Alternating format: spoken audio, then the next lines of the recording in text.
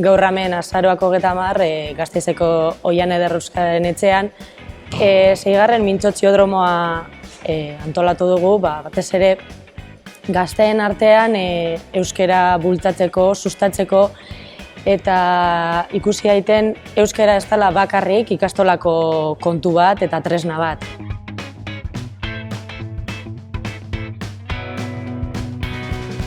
Gaurko gazteek hemen bildu diran 100 pasatxo gazteek 3 gai landu dituzte, lehenik eta behin landu dutena da beraien egunerokoan edo ze harreman duten euskararekin. Bigarrena izan da hizkuntza kontsumo ohiturak, zeri erreparatzen dioten kontsumitzerakoan, bezeroak diren heinean. Eta hirugarrenik ikasketak eta lan mundua. Kontutan edukita, gehienek ikasketak B edo D ereduan egiten dituztela eta gaitasuna badutela euskeraz, baina lan mundurako saltoa horretan ematen den. Eten horretaz, lan mundua indikan tamalez oso erdaldundua dagoeneko. Oso argi daukate euskara presente dagoela, egon badagoela, baina nik uste dut adin tartearengatik ez dutela ikusten oraindik beharrezko tresnatzat lan egiteko.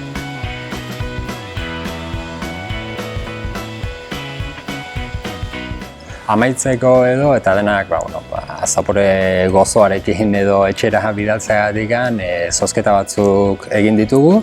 Tartean, Zea Maiz taldearen kontzerturako sarrera batzuk, baita Las Palmas partidarako sarrera batzuk eta Baskonia Galatasaray partidarako ere beste sarrera batzuk. Eta horrez gain, diska batzuk eta liburu batzuk ere zozketatu dira eta nik uste azkenean dena gustora jondiala. Goiza pasa dute hemen, pixkat euskararen arira eta gaina opari batekin. Ze gehiago.